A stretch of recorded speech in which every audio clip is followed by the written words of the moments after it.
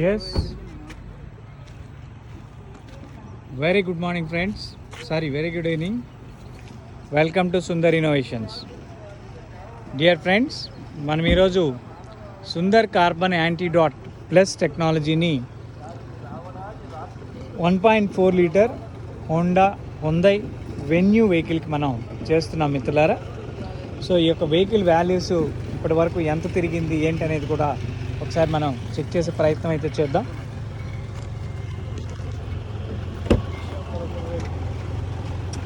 So మిత్రులారా, ఇప్పటి వరకు కూడా ఈ వెహికల్ 1,13,065 కిలోమీటర్ తిరగడం జరిగింది. So it is a new vehicle. Model ఎప్పుడు బాబు ఇది? 2 years old, 2022. 2019. ఓ రైట్. సో ఒకసారి స్టార్ట్ చేయను ఆయన, వెహికల్ స్టార్ట్ చేయవా?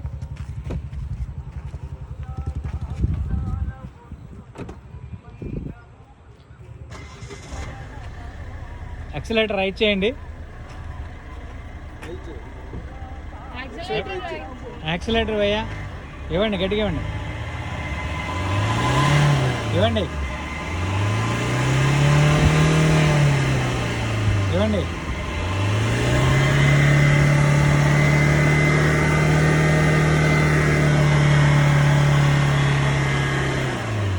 ఓకే, స్మోక్ తెలుస్తుంది కదా.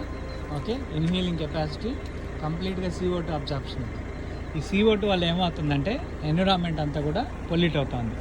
మనం వాడుతున్న ప్రతి లీటర్ డీజిల్ పెట్రోల్కి సుమారు 20,000 లీటర్ల గాలి పొల్యూట్ అవుతుంది మిత్రులారా. సో దాన్ని మనం కంట్రోల్ చేస్తూ వెహికల్ యొక్క వాల్యూస్ని మనం పెంచే ప్రయత్నం చేయాలి. సో దానికోసమే మనం ఇప్పుడు ఈ యొక్క Sundar carbon antidote plus technology injection మనం చేస్తున్నాం.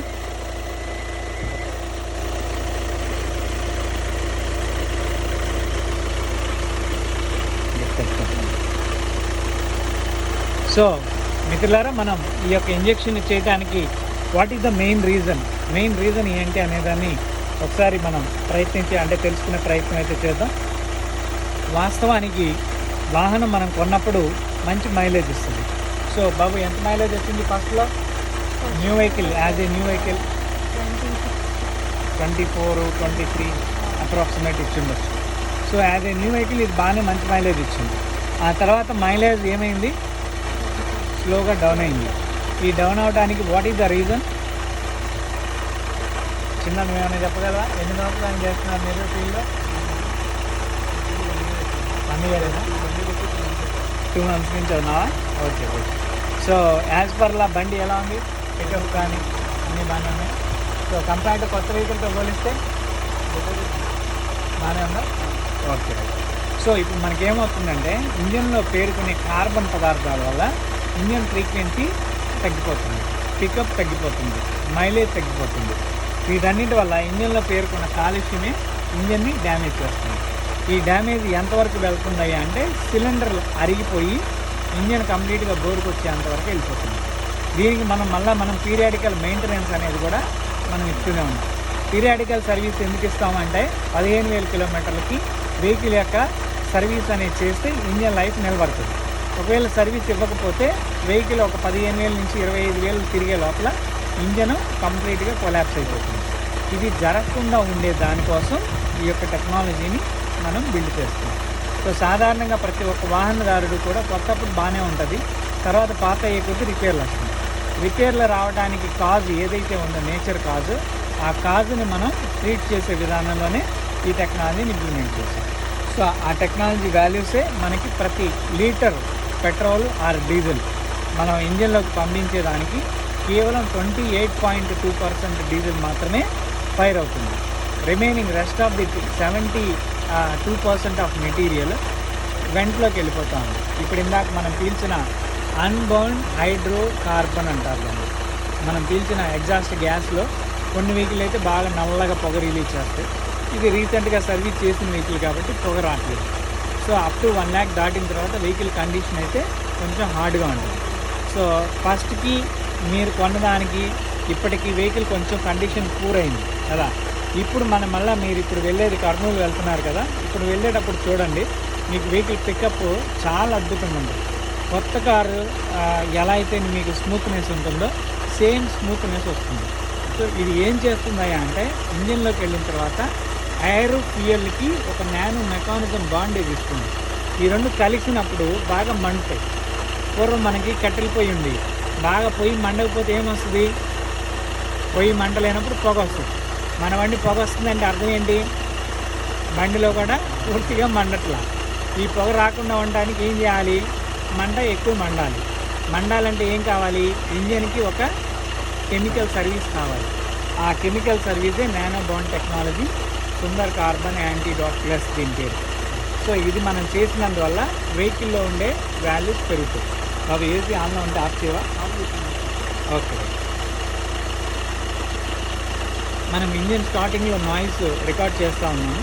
ఇంజన్ స్టార్టింగ్లో నాయిస్ అన్నీ అయిపోయిన తర్వాత ఒకసారి మళ్ళీ మనం ఎండ్లో నాయిస్ బానెట్ క్లోజ్ చేసి ఎలాగ ఉందో చూస్తే మీకు ఆ కొత్త వెహికల్కి ఉన్న దానికన్నా అద్భుతంగా ఉంటుంది. ఇప్పుడు ఇది 1,00,000 కిలోమీటర్లు తిరిగిన వెహికల్లా ఉండదు. It's a new vehicle. ఈ న్యూ వెహికల్ వాల్యూస్ మళ్ళీ ఎప్పటిదాకా పనిచేస్తాయి అంటే ఈ ఇంజెక్షన్ వల్ల ఇంకా 1,00,000 కిలోమీటర్లు పనిచేస్తాయి. దీనికి మనం ఖర్చు పెట్టింది కేవలం 8,000. దీని తాలూకు యావరేజ్ 1,00,000 కిలోమీటర్లో 40% మైలేజ్ పెరిగితే 40,000 కిలోమీటర్లు. కిలోమీటర్కి ₹6 ఇప్పుడున్న పెట్రోల్ డీజిల్ ఖర్చు. అంటే 40,000 ఇంటూ ₹6 2,40,000 ఒక డీజిల్లోనే మిగిలిపోయింది పర్ కిలోమీటర్. డీజిల్ ఖర్చు అంతే కదా. ఎంత పడుతుంది ఇప్పుడు మీకు? ₹5 పడుతుంది. Including all values ₹6. అంతే సార్, మనకి చూడాలి, తెలుసుకోవాలి, తప్పదు. అప్పుడు వస్తుంది కదా అని అయిపోయింది. ప్రతి కిలోమీటరు గుర్తుపెట్టుకోండి. రోజు 100 తిరిగాం, 600 పోయింది. ఈరోజు అకౌంట్ నుంచి డెబిట్ అయిపోయింది. ఓకే, ఇప్పుడు ఈరోజు 1000 తిరిగాం, ఇంకోటి పెరిగింది. Okay, now you check the smell. ఇందాక దాకా మన ఇంజన్ దగ్గర ఏం స్మెల్ వస్తూ ఉంది, ఇప్పుడు స్మెల్ వస్తుందా మీకు? అక్కడ దాకా వస్తుందా? కొంచెం దగ్గర రండి.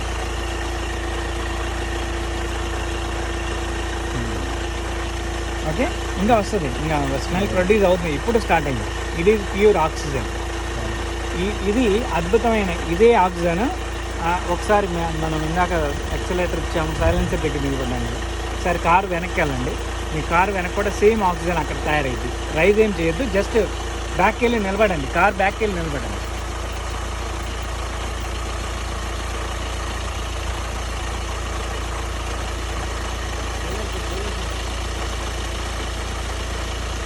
ఇందాక మనకి డీజిల్ స్మోక్ వస్తుంది, ఇప్పుడు ఆక్సిజన్ రిలీజ్ చేస్తుంది. ఈ ఒక్క కారు ఒక 100 ప్లాంట్లకు సరిసమానం. 100 ప్లాంట్లు ఎంత ఆక్సిజన్ రిలీజ్ చేస్తాయో ఇది ఒక్కటి అలా రిలీజ్ చేస్తుంది. దేశంలో ఉన్న కార్లు అన్నీ వస్తే ఆక్సిజన్ గురించి ఏ వ్యక్తి మూలం పడాల్సిన అవసరం లేదు.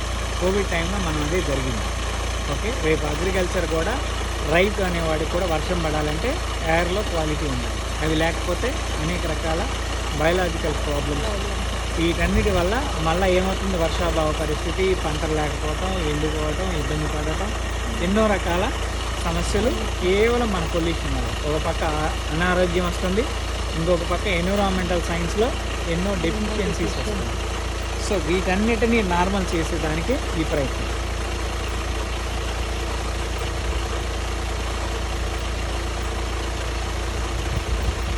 సో మిత్రులారా, మీరు కూడా మీ యొక్క పాత వాహనాన్ని వితిన్ 10 minutesలో ఈ సుందర్ కార్బన్ యాంటీడాట్ ప్లస్ ద్వారా మీరు అద్భుతంగా తయారు చేసుకోవచ్చు. సో ఇది పెద్ద కష్టమైన పరిస్థితి అయితే కానే కాదు.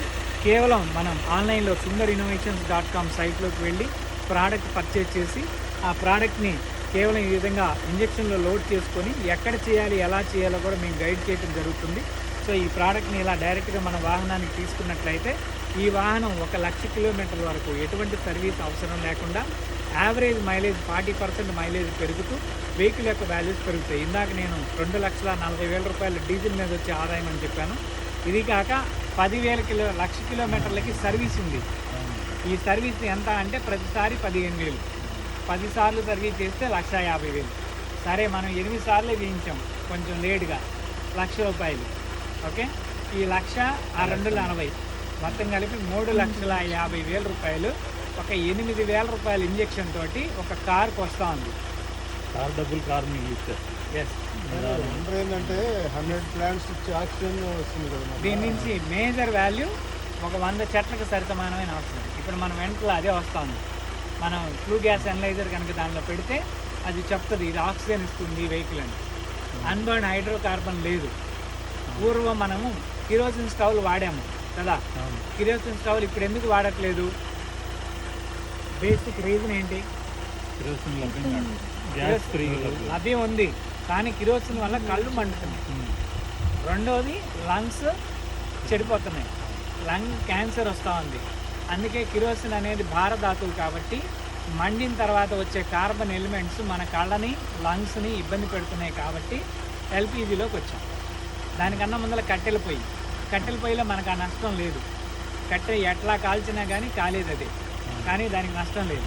బట్ కిరోసిన్లోకి వచ్చేసరికి ఈ నష్టం ఉంటుంది. ఇప్పుడు అదే కిరోసిన్ నుంచి తయారైంది ఈ డీజిల్. ఇప్పుడు ఈ డీజిల్ పొగ గాల్లోకి వెళ్తే ఇది మనకు నష్టం కాదా? ఖచ్చితంగా నష్టమే. దీన్ని కంట్రోల్ చేసుకోగలిగితే ఎవరికి వాళ్ళే మన వెహికల్ని, ఇప్పుడు ఈ వెహికల్ 1,00,000 కిలోమీటర్ల వరకు జీరో రిపేర్ అంటే తక్కువ రిపేర్ ఖర్చులో ఒక 50-60 వేలు అవుతుంది మనకి. అది కూడా మనం లెక్కగా.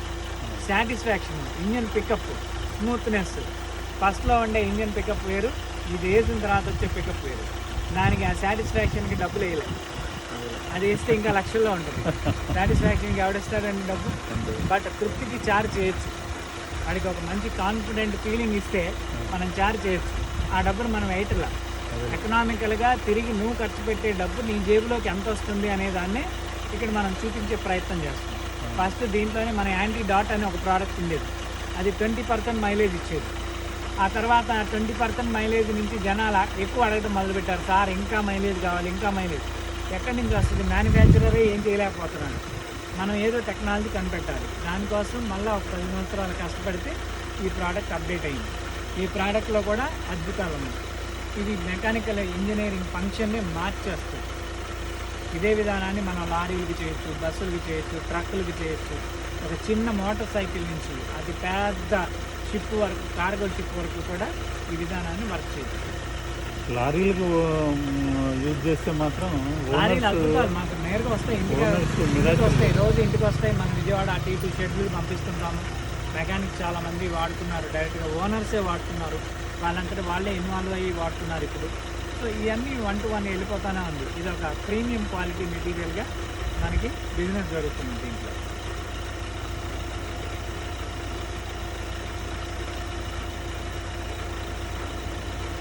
సో మనకి యావరేజ్ 50% ఇంజెక్షన్ కంప్లీట్ అయింది. సో ఇది 10 minutes పాటు మనం ఇంజెక్షన్ చేయాల్సిన అవసరం ఉంటుంది. ఇంజిన్ యొక్క ఆర్పిఎంలో అప్ టు 1 అంటే 10,000 కిలోమీటర్ వరకు కూడా మనం ఈ యొక్క ఇంజెక్షన్ని స్లోగా వెహికల్కి ఇంజెక్ట్ చేయాలి.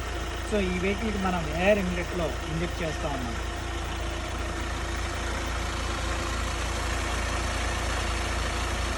ఏసీ చాలా అద్భుతంగా వస్తుంది. ఎందుకు ఏసీ వస్తుందంటే ఇంజిన్ టార్క్ పెరిగినప్పుడు వస్తుంది. దీనివల్ల వచ్చే అద్భుతాలు ఏంటంటే mileage, pickup, back side AC రాదు కదా. ఇప్పుడు చెక్ చేయండి, ఇప్పుడు వెళ్ళేటప్పుడు చెక్ చేయండి, మీరు చిల్లు వచ్చేస్తుంది బ్యాక్ సైడ్ కూడా. Because of value. ఇంజన్లో ఉండే టార్క్ పెరిగితే ఆటోమేటిక్గా ఏసీ వచ్చేస్తుంది. టార్క్ తగ్గినప్పుడు వీక్ అయిపోద్ది, పూర్ కండిషన్ పెట్టారు. ఇదివరకు ఇదే ఇంజన్ ఇంకా పెద్ద బండిలో కూడా పెట్టారు. ఇప్పుడు ఇదే ఇంజిన్ చిన్న బండిలో పెట్టేశారు. అందుకే కొద్దిగా మైలేజ్ పెరిగింది. సో ఇవన్నీ కూడా మ్యానుఫ్యాక్చరింగ్ లాలో వాళ్ళు చేస్తున్న మార్పులు.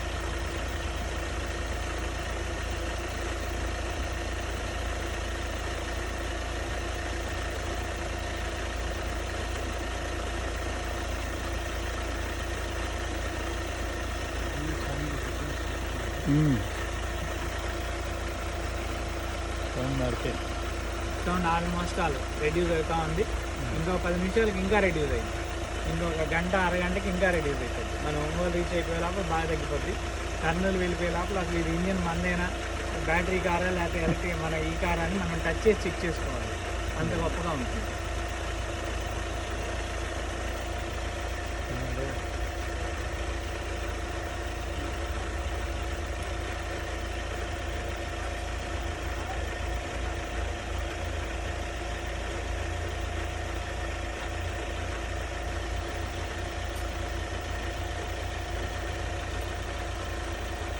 సో పిల్లరా మనం ఇంజెక్షన్ కంప్లీట్ చేసుకోవడం జరిగింది.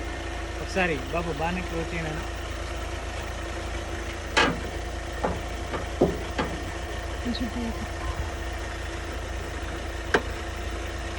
జాగ్రత్త క్లోజ్ చేసేటప్పుడు.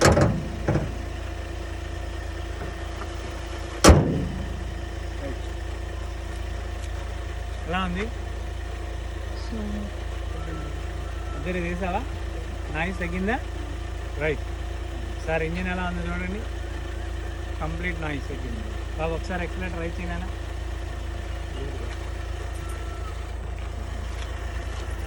బ్యాక్ సైడ్ చూడండి, చేయండి చేయండి.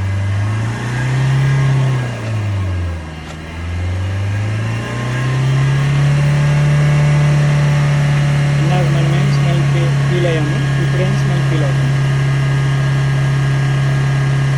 ఇందాక ప్యూర్ కార్బన్, చాలా ఎక్కువ మెటీరియల్ ఉంది. ఓకే, ఇప్పుడు కంటిన్యూ ఎక్సలేటర్ రైజింగ్లోనే ఉంది. వస్తుంది, లైట్గా వస్తుంది, ఫాగ్ వస్తుంది, ఫాగ్.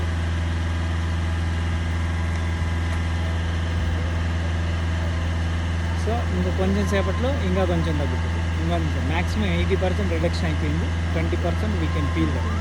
సో ఇది నిమిషానికి ఇంకా డౌన్ అవుతూనే ఉంటుంది. బాబా ఎక్కడ డౌన్ చేయి.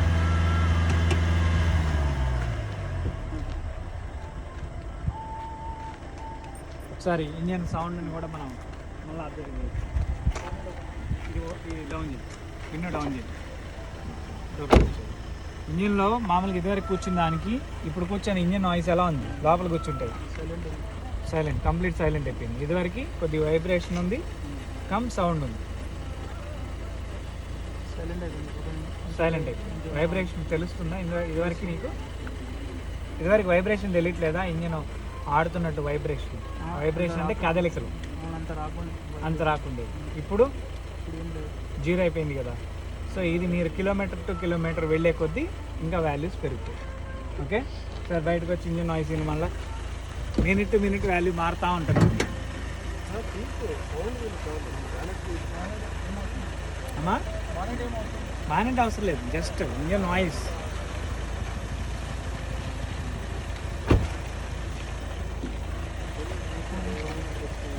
ఎస్, తగ్గిపోయింది కదా. ఇదే వాల్యూ 1,00,000 కిలోమీటర్ల వరకు ఇదే వాల్యూ మెయింటైన్ అవుతుంది. ఓకే, ఆ విలువల్లోనే మనకి ఇంజన్ పికప్, మైలేజ్, స్మూత్నెస్ అన్నీ పెరుగుతాయి. ఇప్పుడు ఏసీ కూడా పెరుగుతుంది. ఒకసారి ఏసీ వేసి చూడుతూ బ్యాక్ చూడు, బ్యాక్.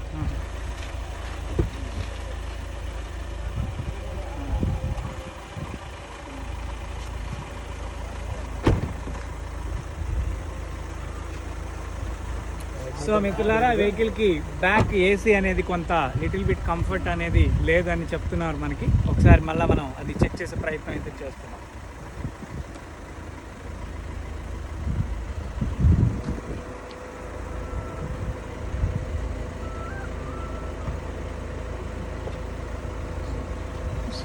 ఏం చిన్న బాగా వస్తుందా? చిల్లుగా వస్తుందా? ఎస్, ఇంకా రన్నింగ్లో ఇంకా పెరుగుతుంది అది. మీరు ఇప్పుడు ఐడియల్ ఆర్పిఎంలో వచ్చే ఏసీ అది ఇంకా రెగ్యులర్ రన్నింగ్లో ఇంకా దీనికన్నా 2 times 3 times వస్తుంది.